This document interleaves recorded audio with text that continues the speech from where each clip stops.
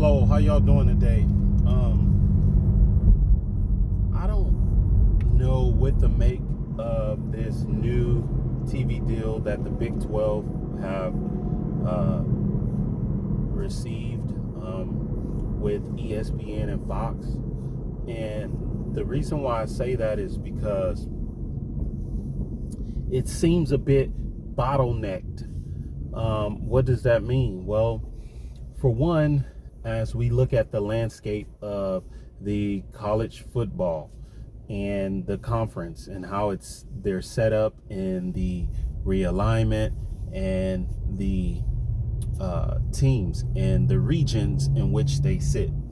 Now, we already know that the SEC is positioned in the number 1 or 2 slot next to the Big Ten as it relates to revenue generated every year or each year for the conference or for their conferences respectively.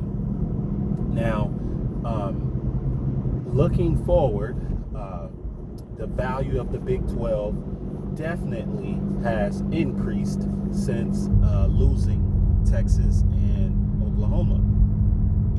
Now, keep that in mind, all the moving parts outside of the Big 12 as it relates to the latest rounds of college realignment. Now, the Pac-12 have been focused on staying afloat and preventing its members from leaving to other conferences. They only can do so much, but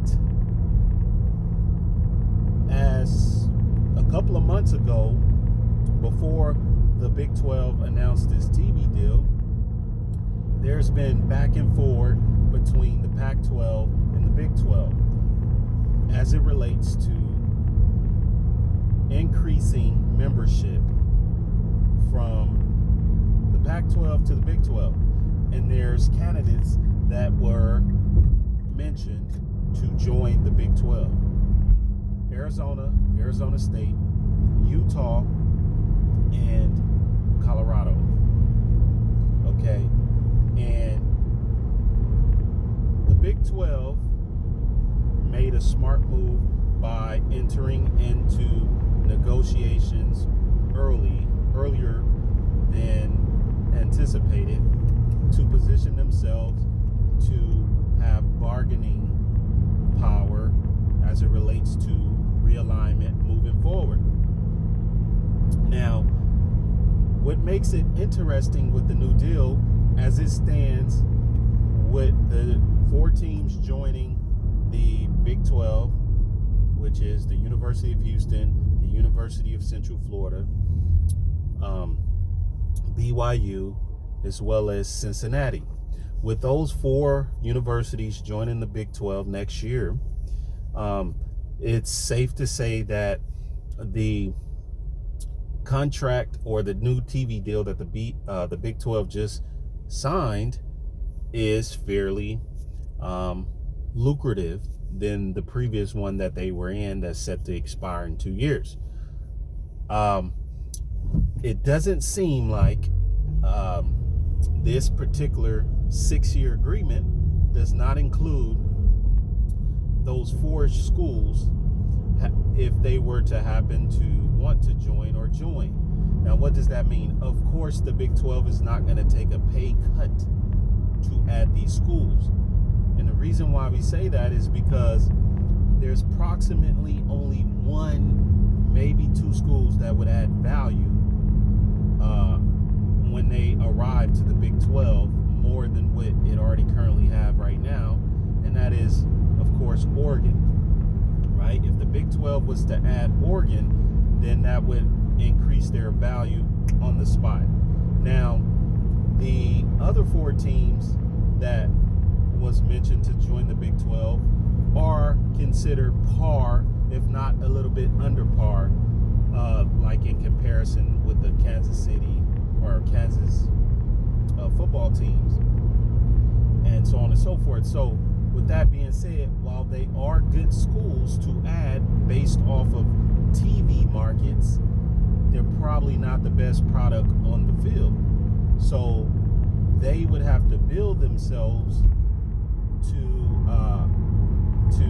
while in the Big 12 to grow with the Big 12. Now, with that being said, of course, if those schools join, then they would have to have a fair shake at the table with the revenue distribution, which would be at the base of 31 point something million a year.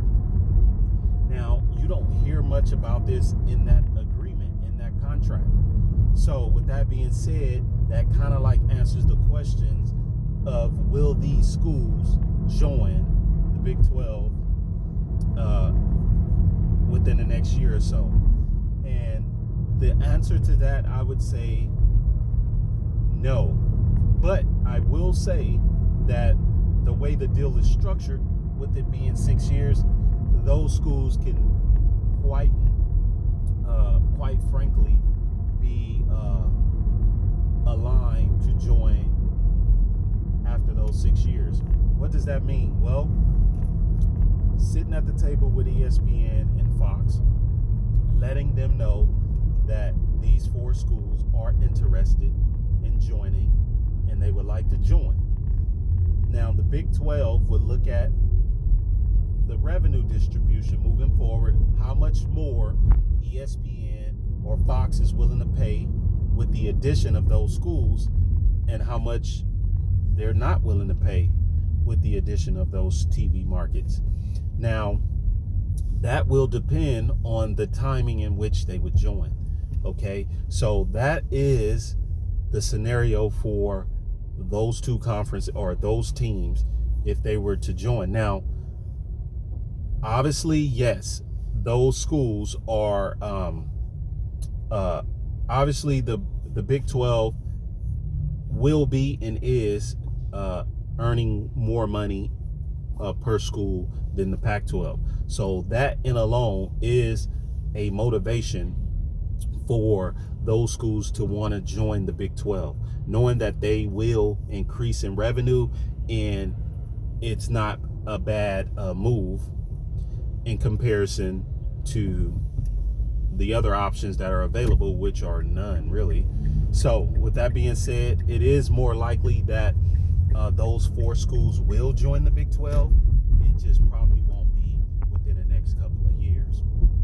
Now, with that being said, what is going to happen to the Pac-12? Well, there's a number of things that could happen to the Pac-12.